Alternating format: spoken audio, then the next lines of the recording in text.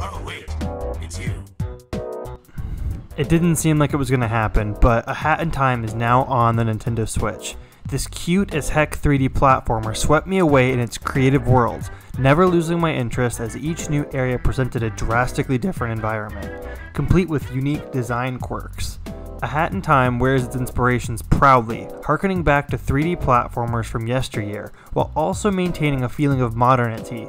In the roughly 7-hour adventure, 15 if you go for everything like I did, I experienced a short journey of familiar fun with creative twists at every turn. The story is fairly simple.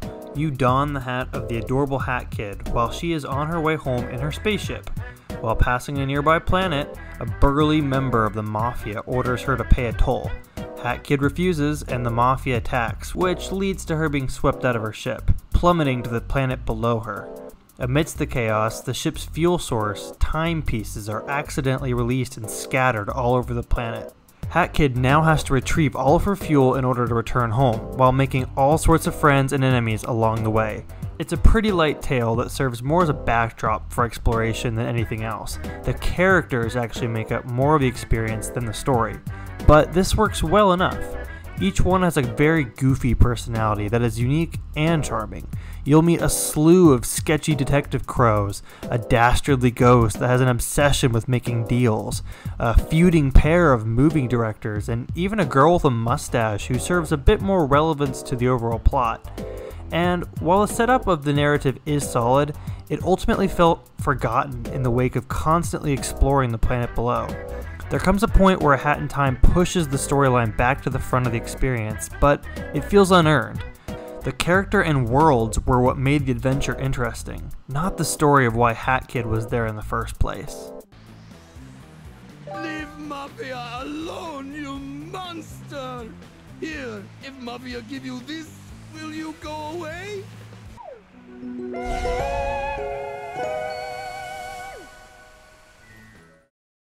Interestingly, the planet only has 4 main areas to explore. These areas are called chapters, and each level in a chapter is called an act.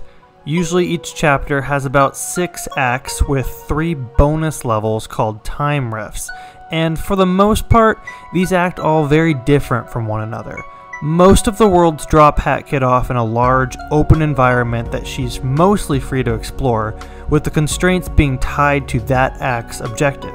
Completing an objective will net Hat Kid a timepiece, which she needs to complete the journey. The only chapter that doesn't exactly follow this pattern is Dead Bird Studio, which takes a very different approach in creating much smaller areas for Hat Kid to explore both freely and linearly. It's very refreshing and definitely feels like it has a particular design around every task at hand. There is an abundance of random things to do that don't always tie in with the act's objective. That said, these areas are all fairly large, and it is easy to get lost in them. It wasn't hard to remember the overall layout, but I never felt like I had really found everything in an area, despite having combed thoroughly. The lack of a map meant that I found myself going in circles, or trying desperately to return to an area where I'd seen something I wanted to get to, but couldn't at the time. There are several upgrades that can be purchased that advance Hat Kid's moveset, rather than having them available from the start. I found that some of these upgrades would have been better suited to being tied to Hat Kid's moveset, such as the ability to dash into a wall and climb up it, rather than giving up an ability slot. You can only have up to 3 abilities equipped at a time. That said, the controls are pretty tight. Hat Kid can double jump, dash, scamper up a wall, and attack with an umbrella, among other things. It's a standard 3D platformer fare, but serviceable and felt good to play. The real hurdle is the camera. Many areas have narrow paths, alleys, and small concaves that make navigating a platforming section tedious and at times sickening from the camera jumping all over the place. This is less of a problem in the game's levels that are exclusively meant for platforming and shine to some of the most enjoyable areas to test out the full scope of the moveset. These areas, called time rifts, are pure 3D platforming challenges, with some set in the themes of the chapters they are found in, which actually serve to give some of the much welcomed backstory to the oddball characters of that chapter. You can find these tidbits of information by collecting scraps of pages in the time rifts. There aren't that many collectibles to find. The necessary timepieces that are your end goal, gems used as currency for abilities, tokens for a slot machine that yields an array of goodies, relics that are used to unlock the time rift levels, and balls of yarn used for creating new hats. Your current outfit really isn't fit for a parade. Can you go over there and get dressed?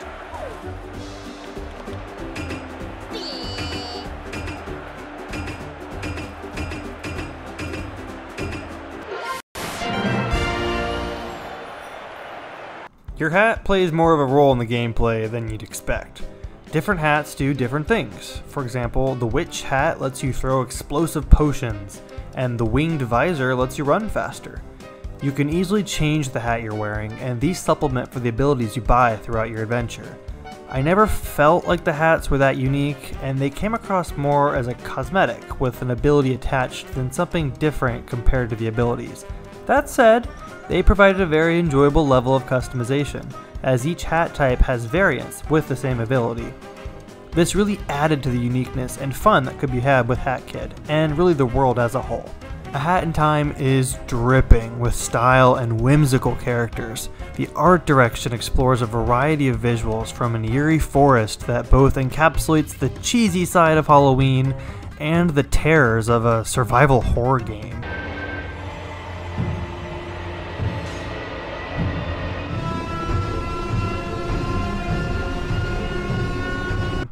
Even the hub world, which in itself is lacking in terms of things to do, has its own aesthetic that both matches the rest of the game but looks very much like its own area. The music too echoes the imagination of what can be seen. There are many tracks that use the diversity of the worlds and the well done voice acting to complement the art style. The biggest knock on the base game is its performance on Switch. Load times aren't terrible, but also not great, pushing 20 seconds at a time. The frame rate is very inconsistent, jumping around about as much as the camera. In some levels, like one with a parade that houses a lot of things going on, you will see incredible slowdown. Others, like the time rift sections, are much more bearable. A Hat in Time is an easy game that gets its difficulty from the frequent stutters.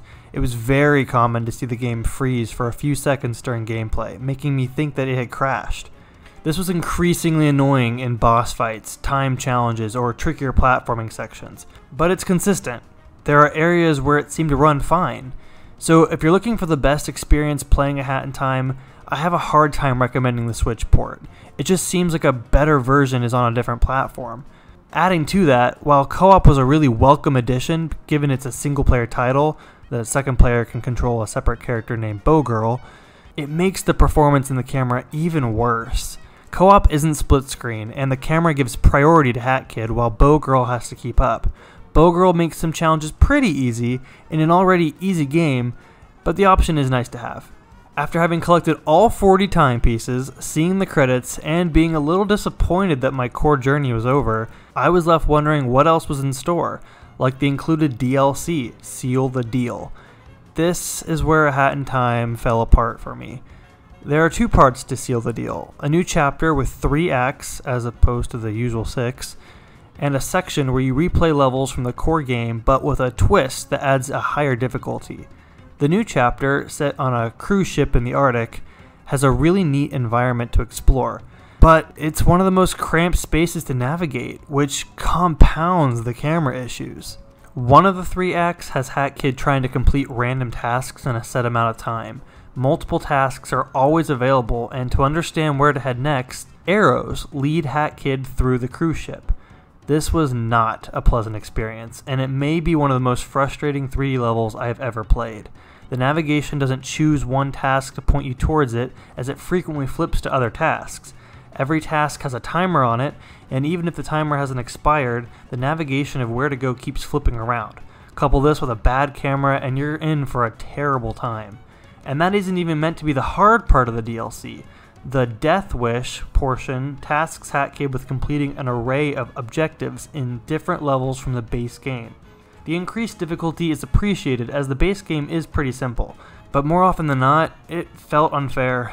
After several failed attempts, you'll get a smug screen prompting you to pay up to take an easier option, when it often didn't feel like my fault for failing, which I would attribute more to the poor performance. This DLC was the biggest disappointment to a title that I was interested in playing more of. All of this to say, A Hat in Time plus Seal the Deal knows what kind of game it is.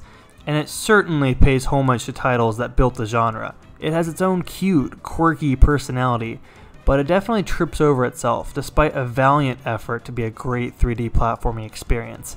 It just needs to run better and iron out its rougher spots so that it can throw its own hat into the ring of the best 3D platformers.